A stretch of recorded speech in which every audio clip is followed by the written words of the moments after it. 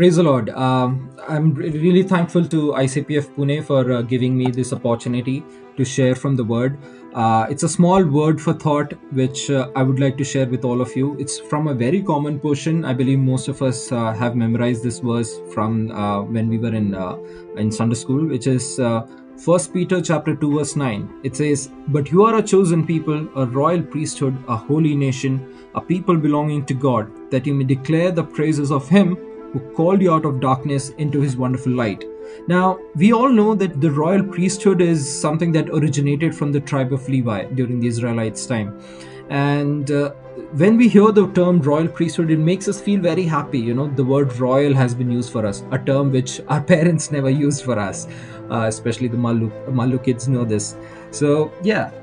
But the thing is, we need to understand what exactly it means to be a royal priesthood. Is it really royal, or what? How do we justify the term royal? Let's understand that. So if we go to Joshua, the book of Joshua, chapter 13, and if you read from verse 3 to 33, we understand that here Moses is dividing the land to give out as inheritance to the 12 tribes of Israel. But when it comes to the tribe of Levi, or Levi as others would like to say, we read it in verse 33, Joshua 13 verse 33. "But to the tribe of Levi, Moses had given no inheritance." Why? Because the Lord, the God of Israel, is their inheritance as He promised them. So this is where the royal comes from. You know, we generally tend to believe the material things is what makes us royal. If we have a great job, if we have a lot of possessions, we have a lot of money to pass down through our generations to generations, that makes us highly esteemed in the society. That's what makes us luxurious and royal and rich. That's what we think about. But we read from the Word that for someone to be royal, the Lord needs to be your inheritance.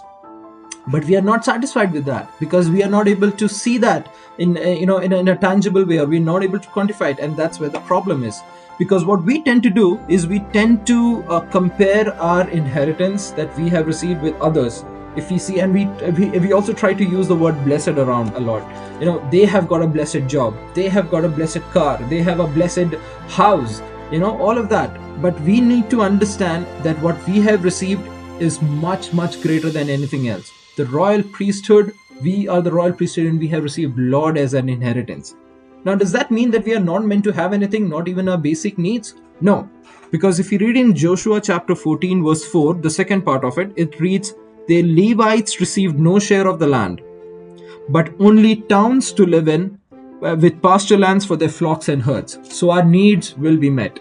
Nobody's asking us to be royal priesthoods and live on the streets. No. God will definitely take care of us. But we are not meant to store all this inheritance for us in this earth. Now, we also, some might argue, we see many pastors or many ministers of Christ whose children are well settled, they have a wonderful job, or, they have a lot of luxuries, they have good homes and everything. What is all that about? Why is God showing partiality? That is not partiality. That is a part of their calling. We all know the story about the master and the three servants and the talents that the master gave them. Two of them made use out of it. They multiplied it and they used it for the benefit of the master. One buried it. He wanted to store it for himself, and we all know how it all ended up. So God, when gives you something, it's for you not to store it for you or for your generation. It's for you to multiply and give to those who are in need. We read in James chapter 1 verse 27, the religion that God accepts is that we help the widow and the poor and the oppressed who are in distress. So if we have got very good education, let's make sure that we are using it for the uneducated. If you're getting a good job, or if you have a lot of money or possessions, make sure you use it for people who are in need. We all know about apostles. They in the beginning first century church, they put everything in the feet of the apostles so that it can be used for the poor. That's what it is. It's not wrong to be rich, but it's very wrong to store up treasures here on earth. We are not meant to store anything here as an inheritance for us.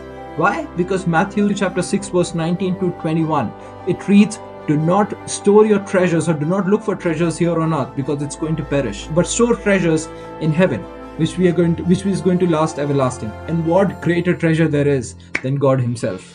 So that's what I want to conclude here with. Do not be focused on earthly inheritance, because we as royal priesthood are supposed to inherit God himself, the creator of everything, the Alpha and the Omega. He was the same yesterday, today and forever. He is the ultimate thing that we can ever find in this entire universe. He is meant to be our inheritance. We should feel so privileged that he himself is offering himself as our inheritance. So let's embrace our royal priesthoodness, and let's inherit the Lord himself. Because when Christ will come to greet us in the mid clouds, we can justify the title that he has given us of a royal priesthood. May God bless us with these words. Thank you.